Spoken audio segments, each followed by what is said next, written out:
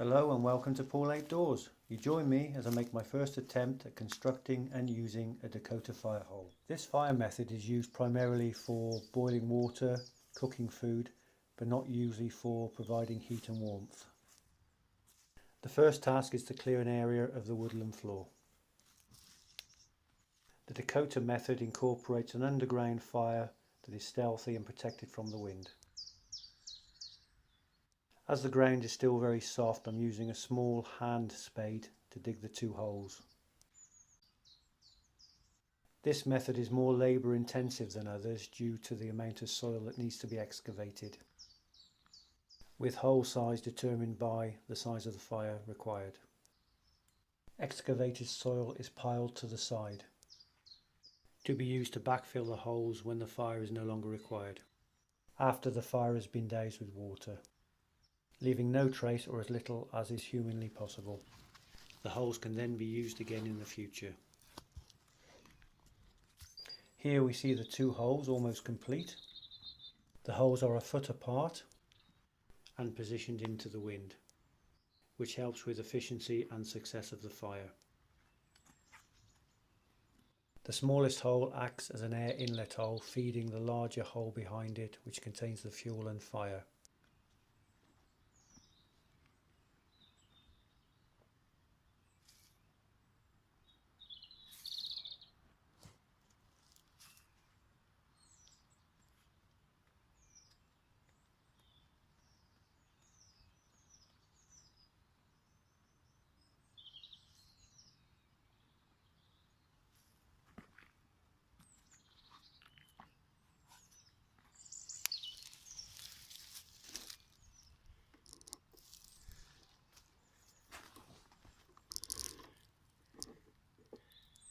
Here we see the completed holes with air inlet.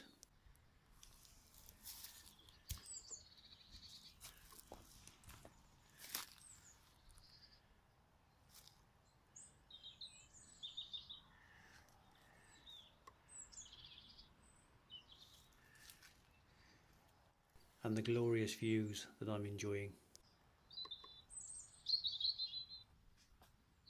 The fuel and fire hole is approximately 1 foot in diameter and a foot deep, with the air inlet hole the same depth but a smaller diameter. I have gathered enough fuel for the task in hand and will now load the hole with fuel, beginning with a platform of thick sticks, followed by layers of fuel upside down fire style. Thinnest material at the top.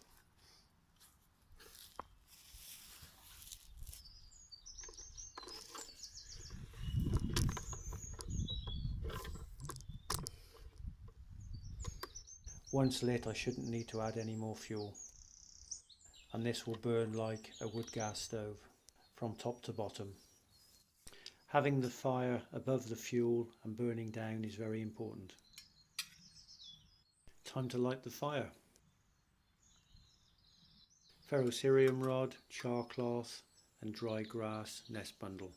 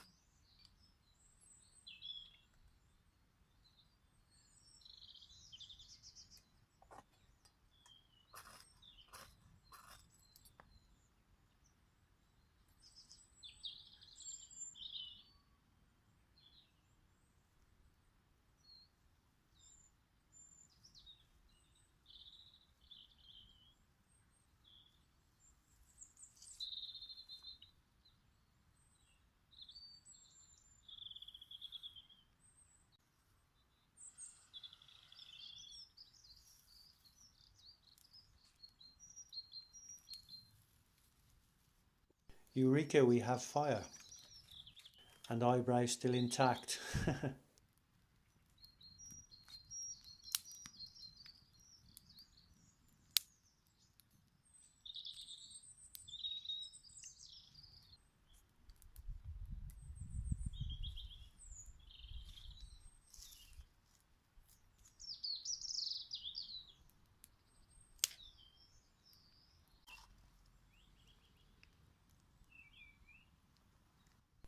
After around 30 minutes, the fuel wood is being consumed and the fire is now burning lower in the hole. And time to boil water for a brew.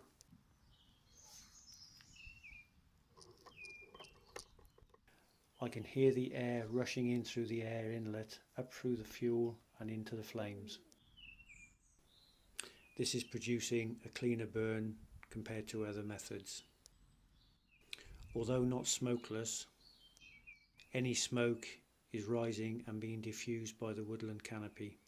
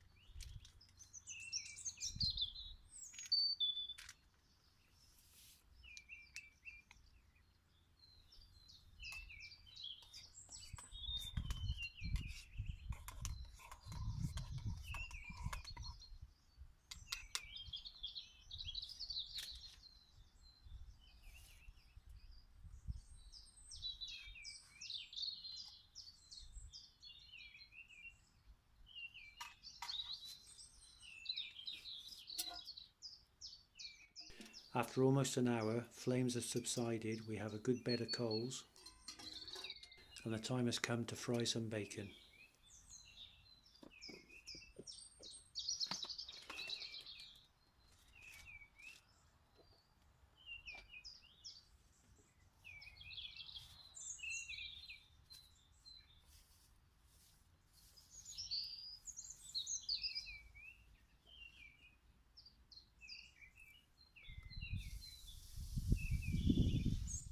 Sizzle, sizzle.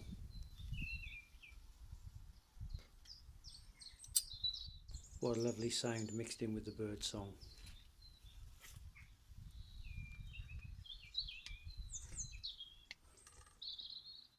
The smell isn't bad either.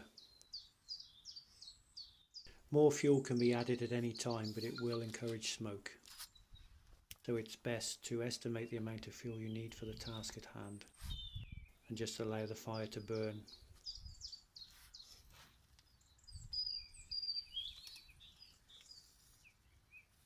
Well, I declare my first attempt at constructing a Dakota Fire Hole a success. I will definitely use this method again when a stealth fire is required and the fire needs protection from the wind. Here it would be a simple case of re-excavating the holes and reusing.